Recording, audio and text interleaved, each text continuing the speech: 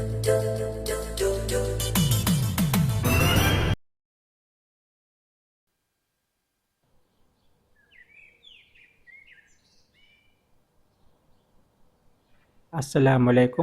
Welcome back po sa ating channel. Ang problem natin for today ay isang passboard problem na lumabas noong CE Board 2000. Ito ay mula sa engineering mechanics na problem.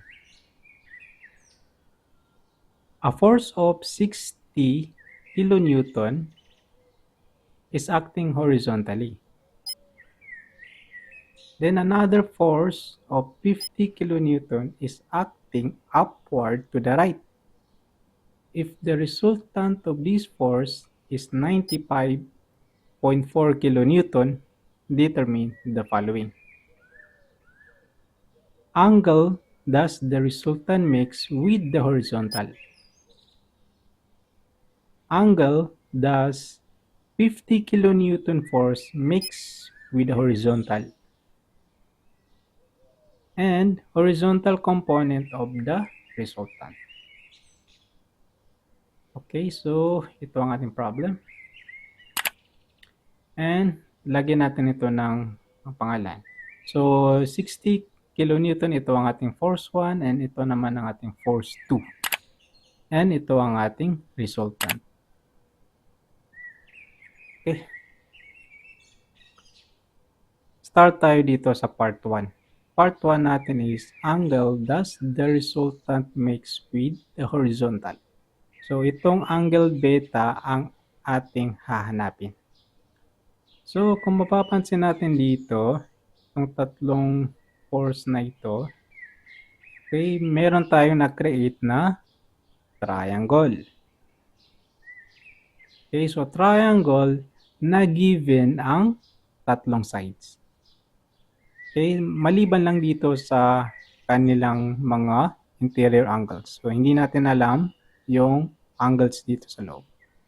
Pero kapag given yung tatlong sides ng triangle, madali natin makukuha yung mga angle dito.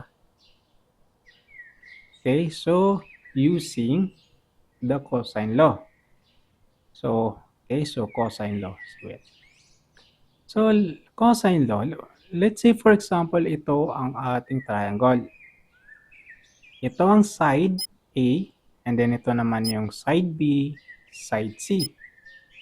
And ito naman yung angle A, angle B, and angle C. Now, halimbawa lang, itong side C ay unknown. Okay? Halimbawa lang, hindi natin alam itong side C. And then gusto natin siya kunin. Assuming na given yung side A and side B at saka yung angle C. So dito, sa situation na to, masosolve natin ang C or side C using the cosine law. Okay, so ito yung cosine law. Itong C, kung gusto natin kunin itong side, first is square muna natin itong side. And this is equal to the sum of this side. So i-add natin itong A plus B. Yan, and then lagyan natin sila ng squared. Okay? And then minus 2. After that, i-multiply natin ito dito sa product ng side A, side B, at saka yung cosine theta ng angle C. Cosine ng angle C. So dito, ito na ang ating cosine law. C squared is equal to A squared plus B squared minus 2 times AB cosine C. Okay, what if naman B ang unknown? Okay, so hahanapin natin ang B using cosine law. So madali lang din kasi square mo lang itong b and then i-add mo itong a, yung natitirang side, a plus c, tapos i-square mo sila and then bawasan mo ng 2, minus 2, and then i-multiply mo yung product nitong dalawang side at saka itong cosine ng angle B. So, ito siya. Ito siya. And what if yung side A naman yung unknown? Kung gusto natin hanapin yung side A, pwede natin gamitin yung cosine law. I-square natin yung A and then i-add natin yung natitirang side na B plus C and then i-square mo ito. Tapos minus 2 and then i-multiply mo yung side B, side C at saka yung cosine angle A. So ito ang ating cosine law. So reminder lang na wag po natin memorizein itong tatlong formula na to, tatlong equation. Instead, ang i-familiarize natin is ito. Ito lang. Yan, ito lang. Okay? Now, what if naman ang hinahanap is angle C? Okay? Angle C ang hahanapin assuming na given yung tatlong side ng triangle. So, by using cosine law, itong equation na ito, pwede natin ito masolve yung angle C using algebra. So, first is tatanggalin natin itong a squared plus b squared dito and then ilipat natin sa kabila. Okay, so magsasubtract tayo both side ng a squared at saka b squared. And then, itong minus 2ab, ilipat din yan natin sa kabila by subtracting both side by negative 2ab. And ang matitira na lang is cosine c. And then, syempre, kailangan yung C lang yung matitira dito. So, yung cosine, ililipat din natin. So, pag ang cosine may lipat sa kabila, magkakaroon na ito ng inverse. So, magiging cosine inverse na siya. Meron na itong negative 1. Okay, so i-arrange natin to. Yan. So, ito na ang ating equation kapag gusto natin i-compute yung angle ng triangle, yung interior angle ng triangle, assuming na given yung tatlong side ng triangle. Okay. So, reminder ulit, huwag po natin i-memorize itong equation na to dahil itong equation na to is galing lang mismo dito.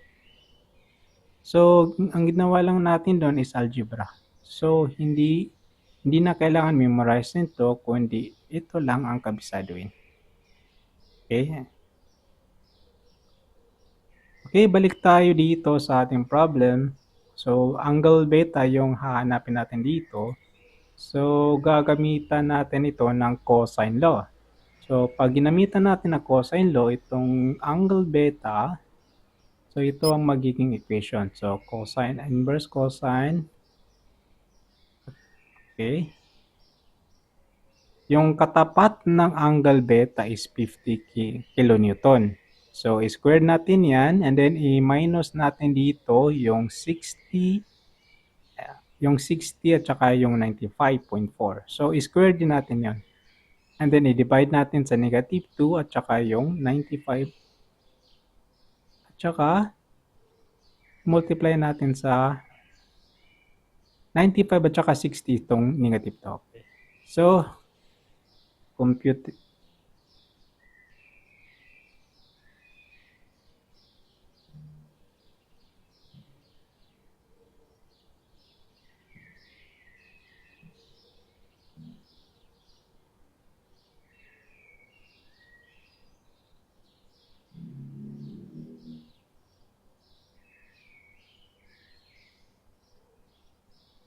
Okay.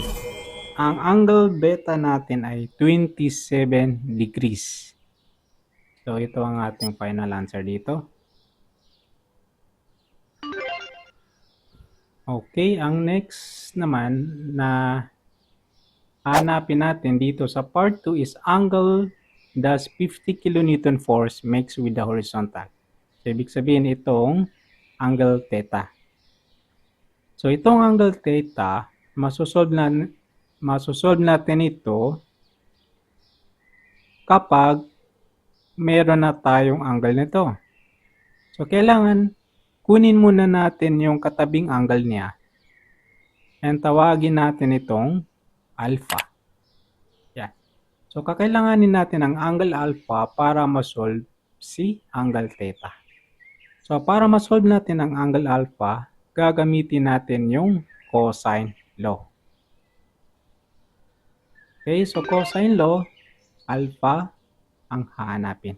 So, first is, syempre, ilagay muna natin yung inverse cosine.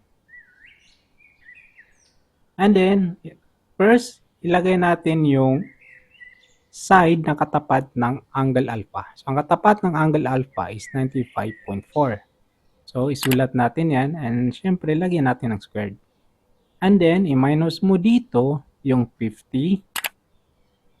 And then, i-minus mo rin yung 60. And dapat, naka-square din ito sila. And then, i-divide mo sila ng negative 2. Tapos, itong negative 2, i-multiply mo siya sa 50 at saka 60. So, yun. Madali lang. And ito, pwede na natin ito ilagay sa ating calculator.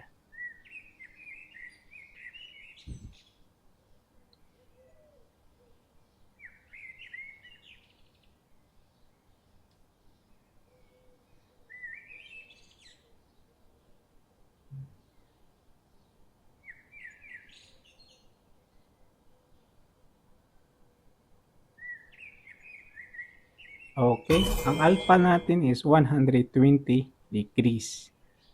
Ito ang ating correct answer.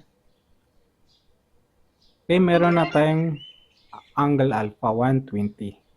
So, alam natin na ito ay isang straight line. So, kapag straight line, ang angle ng straight line is equal to 180 degrees. So, that means kapag pinagsama natin itong 120 at saka theta, this is equivalent to 180 degrees. So, 180 degrees minus 120 degrees, makukuha natin dito ang angle theta. So, this is equal to 60 degrees. So, 60 degrees ang ating angle theta. And this is the correct answer. Okay. Proceed tayo sa part 3. Part 3 is horizontal component of the resultant. So, ito ang ating resultant, itong yellow. So, tanggalin muna natin yung mga hindi kailangan. Yan. So, ito ang magnitude ng ating resultant and direction or angle ng ating resultant. Now, kapag given ang magnitude at saka direction or angle ng ating force, madali natin makukuha ang kanyang x and y component. So, by the way, ito ang horizontal component ng ating resultant and vertical component ng ating resultant. So, ang target lang natin dito is horizontal component. Pero, isosolve din natin itong vertical component. Now, kung mapapansin natin dito, nakabuo na naman tayo ng triangle. And ang nabuo natin ay right triangle. Kasi ito is obviously 90 degrees. So, kapag right triangle, ang gagamitin natin dito is yung SOHCAHTOA. SOHCAHTOA ng trigo. And since ang target natin is itong horizontal component, then gagamitin natin itong ka or itong cosine theta adjacent over hypotenuse. Okay?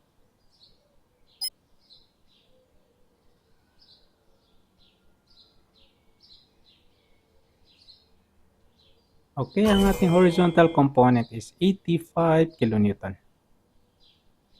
Ito ang ating final answer. Okay, so punta naman tayo dito sa ating rect function. Another way to solve x and y component ng ating force is using rect function. So ito ang kanyang syntax. So ang r dito ay ang magnitude ng force and yung theta is yung direction or yung angle ng force. So lagay na natin dito yung input. Okay, 95 at saka 27.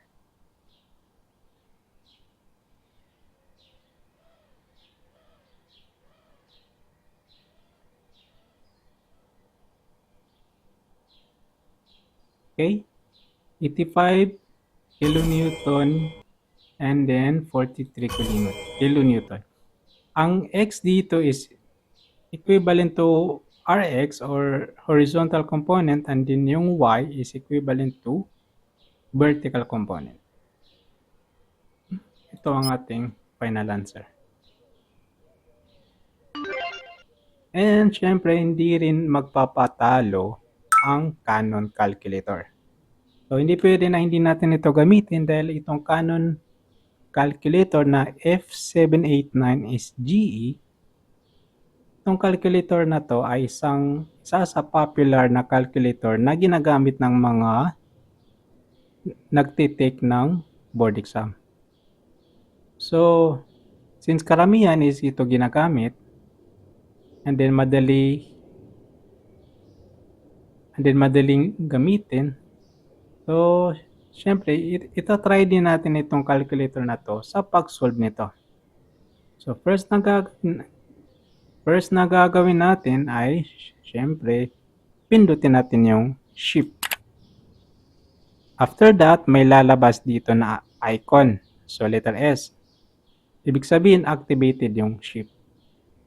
Pagka-press mo ng shift, i-press mo itong minus kasi nandito ang rect function. Okay, press minus and then lalabas na ito. Then, i-follow lang natin yung syntax. So, unang input natin ay yung magnitude ng ating force. And then, comma. So, yung comma is nandito sa close parenthesis. So, kailangan pindutin natin yung shift. Yan. So, may lalabas na icon dyan. And then, tsaka mo na i-click yung close parenthesis. Meron na tayong comma. Then, isunod mo na yung 27. And then, pwede mo ito lagyan ng close parenthesis. Pwede rin hindi. Optional ang paglalagay ng close parenthesis. Pwede rin hindi. So, dito, pwede mo na i-press yung equal. Yan, and lalabas na dito yung x and y. Yung x dito, ito ang horizontal component ng force. And then yung y ay nakatago. So, kailangan i-press mo yung right para makita yung buong value. So, y dito is equivalent to the vertical component ng force, which is 43.31. So, ito na ang ating final answer. Okay, kung bago ka pa lang dito sa ating channel, and then kung naghahanap po kayo ng educational content na katulad nito, huwag po ninyong kalimutan na mag-subscribe sa ating channel or i-click ang ating subscribe button. And syempre, huwag din natin kalimutan na i-like ang video kung nagustuhan ninyo ang content. So, baliwala pong mawawala sa inyo kung nakasubscribe po kayo sa ating channel at saka i-like ang video. So, instead, matutulungan po ninyo ang channel natin. Okay, so problem solved mga tol, and see you again po sa ating next problem, inshallah. Assalamualaikum.